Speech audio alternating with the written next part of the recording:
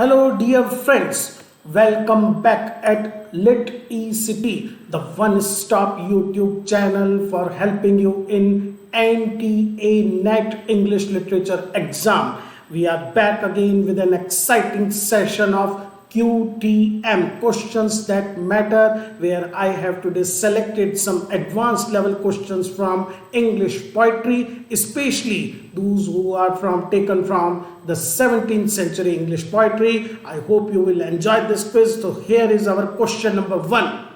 Happy, happy, happy pair, none but the brave, none but the brave, none but the brave deserves the fair. Which famous poem dedicated to music opens with these lines? These are one of the few poems, or we can say a few poems of the 17th century which were written in dedication to music, and you have to find out among these options, is it Alexander's Feast by John Dryden? Is it To Music, a Song by Robert Herrick? Or is it The Strange Music by G.K. Chesterton? And the last option is The Pied Piper of Hamelin by Robert Browning. Dear friends, all these poems have subject music as the basic theme, and the right answer, dear friends, if you know, it is Alexander's Feast by John Dryden. Dear friend, Alexander's Feast or the Power of Music, it is Dryden's second ode written in honor of Saint Cecilia, who is considered as the patron saint of music. His first song, which was written almost 10 years back, a song for Saint Cecilia Day, this poem, they both basically talk about the power of music to evoke all sorts of human emotions. Now, in this poem, Timotheus, the royal magician, after Alexander has come from a victory in the war, he moves Alexander from one passion to another, from the passion of war to the passion of sorrow for the defeated, for the, we can say, passion of love and wine. Alexander eventually starts weeping, and this shows his human side, how a mighty warrior be transformed due to the power of music. This is the gist, this is the basic summary of this beautiful and very popular poem. Our second question is about John Donne, who defended this poem from the public criticism by famously explaining that he described the idea of a woman and not as she was.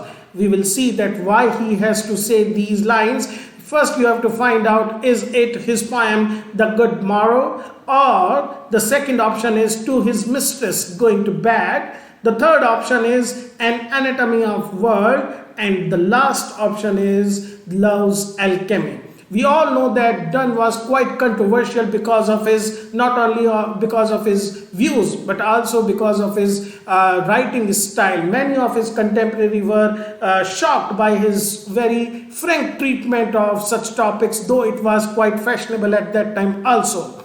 In this poem, which he has to defend by pointing out that he is talking about an abstract idea of women, it is An Anatomy of World. Dear friends, it is basically one of his anniversary poems. It was written at the death of Donne's wealthy patron, Sir Robert Drury's beloved daughter Elizabeth, who died at a tender age of 15. Donne basically planned to write a poem on each anniversary, but later he was not able to do so. In this poem, he contrasts the dark world her departure left for her loved ones with the one that continues nonchalantly, non-affected, doing its business, not noticing Elizabeth's passing. People found his praises of Elizabeth, like comparing her to an angel, too extravagant, and Donne defended himself by saying these are not the poems about any real poem, but about the idea of a woman. Okay. Our next question is once again from Donne, but not directly. Which among these poems is a parody of John Donne's The Ecstasic and rejects the notion that a lover rises by stages from the admiration of a beloved's physical being to admiration of the beloved's mind and virtues?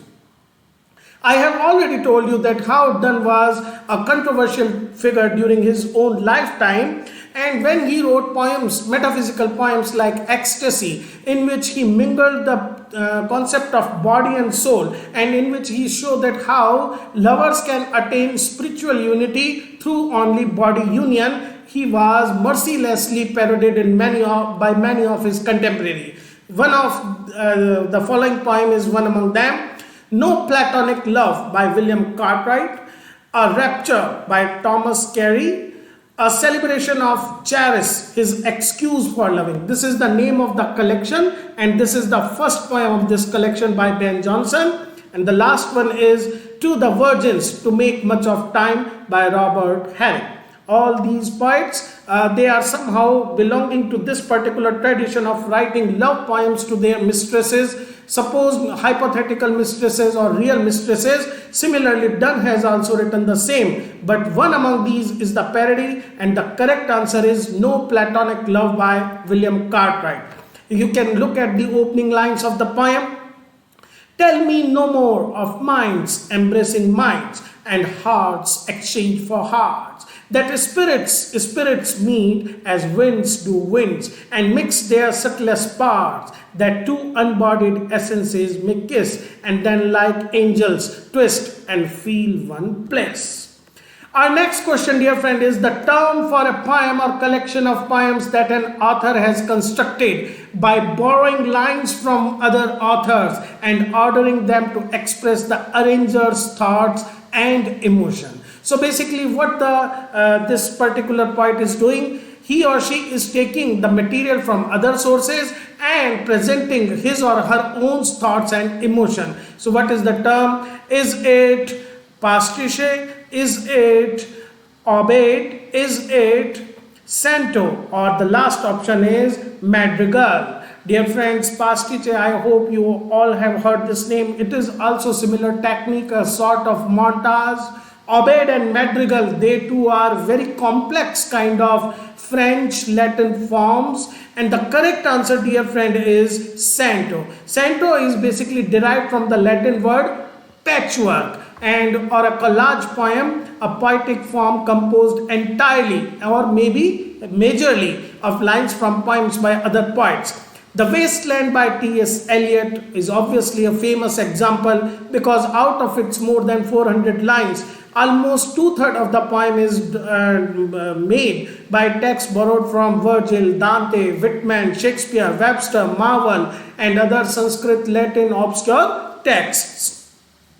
Next question, dear friend, is from The Temple by George Herbert, one of the greatest religious poem collections. Now, The Temple is divided into three sections, with each section having a title. Which among these is not one of its three sections? Is it the church porch? Is it the church altar? Is it the church? And the final, the church militant. Now, George Herbert was a great metaphysical religious poet. The Temple, his most famous collection of religious poems, in which all poems are set according to the religious or Christian biblical themes, doctrine, and even shapes.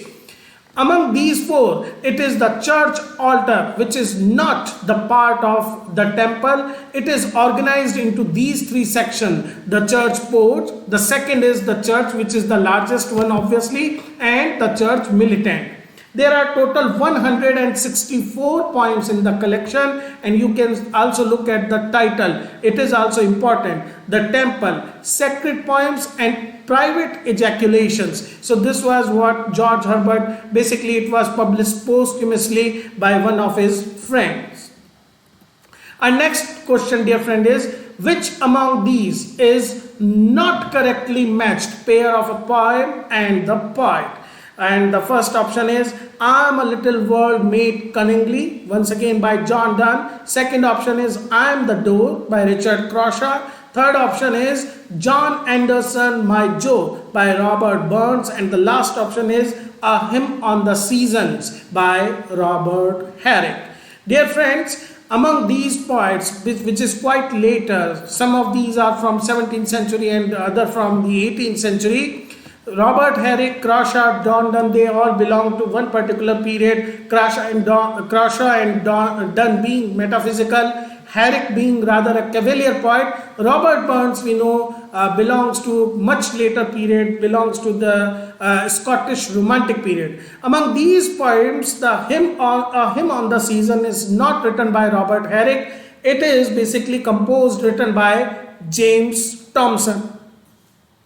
James Thomson's The Season is a cycle of 4 long poems in blank verse, and a hymn on the season is basically a concluding hymn. So basically winter, a hymn on the season, a poem to the memory of Sir Isaac Newton, and Britannia, a poem. All these were collected by James Thomson.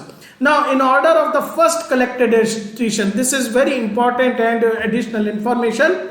When it was first collected, all 4 poems in 1730, the order was spring, summer, autumn and winter, which is order of a season cycle.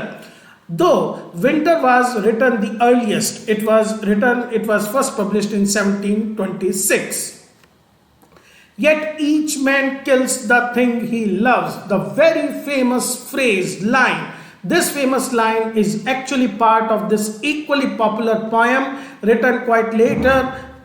Is it Aurora Lee? Is it the Ballad of Reading Gaol? Is it Ballad of Blue China? And the last option, The Scholar Gypsy. All these are very, very popular one, and the correct answer is the Ballad of Reading Gaol. Dear friend, it was first published in 1898, and it is a long ballad and is actually Oscar Wilde's last published work. He wrote it when he was basically in the prison because there was a case of sodomy or homosexuality against him in which he was convicted, and the poem is an eloquent plea for reform of the prison conditions. It was inspired by the 2 years which he spent in the jail. It describes the hanging of Charles Woolridge, who was a trooper and who was there in the prison for the murder of his wife. Matthew Arnold's elegy, Haworth Churchyard. It is dedicated to one of the greatest literary figures of his own period. Who is this? Emily Bronte. Second option is Charlotte Bronte. Third option is Elizabeth Barrett Browning, or the last option is Charlotte Turner Smith. Now, Arnold, we know by nature, he was an elegiac poet. He has written many elegies, some personal and some common elegies. This one is basically after he visited this particular churchyard where Charlotte Bronte, along with Emily and Annie and their brother, they all were buried. So he basically wrote this poem after being moved by their graves. It first appeared in the Fraser magazine in May 1855, and later he was criticized also for giving false information about the location of their graves. Who among these is not considered as a remarkable poet of light verse? Dear friends, light verse is the poem which are written basically targeting children, and in which poet uses some very special kind of vocabulary. He coins or she coins new words, comic themes, and basically the main theme of these poems is to create humor. Now, Lewis Carroll, Charles Calverley, Winthrop Pratt, or William Allingham. All these are known for writing works which are very popular among young literature or among children literature. But the correct answer, light verse, is not written by William Allingham. Rather, he was famous for writing this very popular poem, The Fairies. And if we talk about Calverley, he is famous for this particular poem, The Ode to Tobacco. This is also important. Lewis Carroll, we all know how he has not only written Alice in the Wonderland, but has written many poems of light verse, and so has done by, similarly the task is done by William Pratt. The last question for the day. Which among these famous lines is not taken from Pope's An Essay on Criticism, one of the greatest work of neoclassical era, and written when Pope was quite young? Is it line true wit is nature to advantage dressed, or is it a little learning is a dangerous thing, or is it fool rush in where angels fear to tread, and the last, hope springs eternal in the human breast. Which among these lines is not taken from an essay on criticism? Dear friend, it is hope springs eternal in the human breast. It basically comes from an essay on man.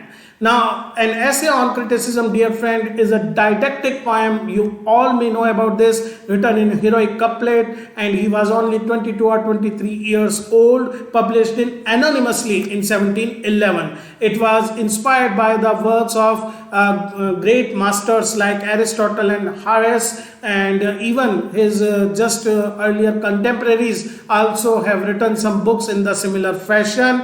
And the book is a general, we can say, catalog of the qualities of a good critic and also a good writer. Okay friends, that's all for today's session. I hope these questions bring you some new facts and interesting knowledge to you. Keep supporting the channel, keep giving your precious input so that we can make better videos. Thank you, dear friends.